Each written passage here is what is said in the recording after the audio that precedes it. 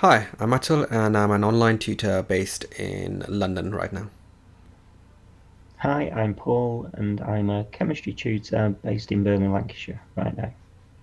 In this video, we'll be looking at a chemical equation in more detail using these dot counters. We'll be looking at a chemical equation as what it is, what it represents, basically a process in which you have some reagents and a chemical reaction happens and then they're reformed into a product. But that's better seen using, ideally in a classroom, using a ball and stick representation, but here in our virtual environment using these dots. So again, just like last time, you could collect the carbon and oxygen together on the reagent side on the left hand side. Okay, so we'll need one carbon atom and two oxygen atoms first of all.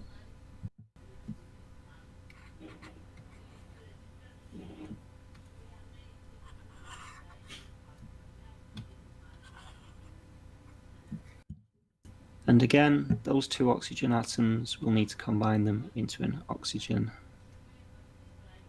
molecule. And then for this reaction to take place, these are going to have to collide with sufficient energy to break the bonds of the reactants. And then when they collide, then the bonds can break and we can form the individual atoms.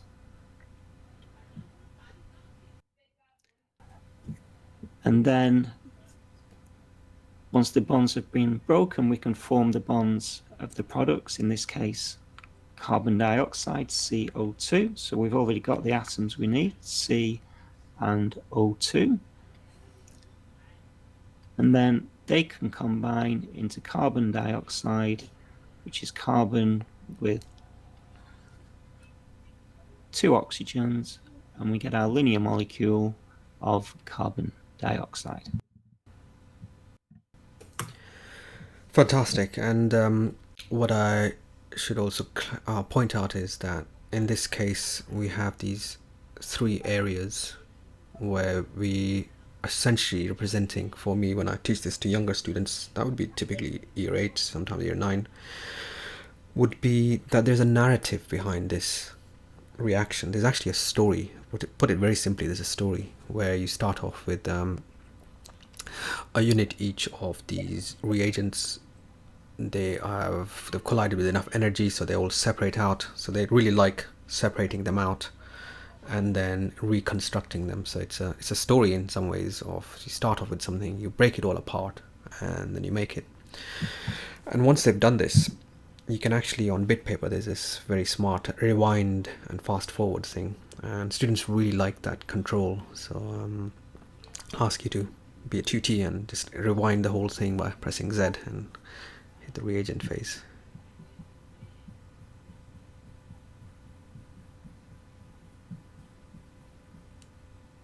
Great.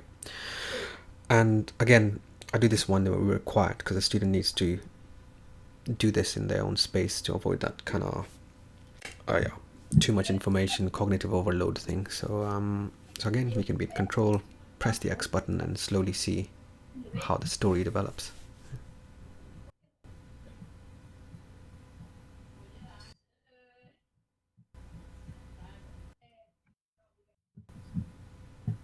Brilliant. So that's the story of formation of carbon dioxide, a process. The other thing I really like about this is if students don't know about these chemical equations in enough detail, they might mix up the idea that there's actually a carbon there, there's an O2 there, and there's another carbon dioxide there, which of course they'll get used to later on when we do reversible reaction and yields and things. But at this initial stage, it's important that they know that from a mass conservation point of view as well, you can only end up with what you started off with. So it's assembly, breaking up, and then reassembly. So children are used to this. They do this with their Lego manual, for example. They can only make stuff out of the Lego or a puzzle with all the bits that they started off with, or as adults we do that with DIY stuff like IKEA furniture thing. So it's a it's a sequence of things that's followed through. Fantastic. So in the next video we'll discuss a few more examples of this, and see you on the next video then, Paul. Okay, thanks, Atul.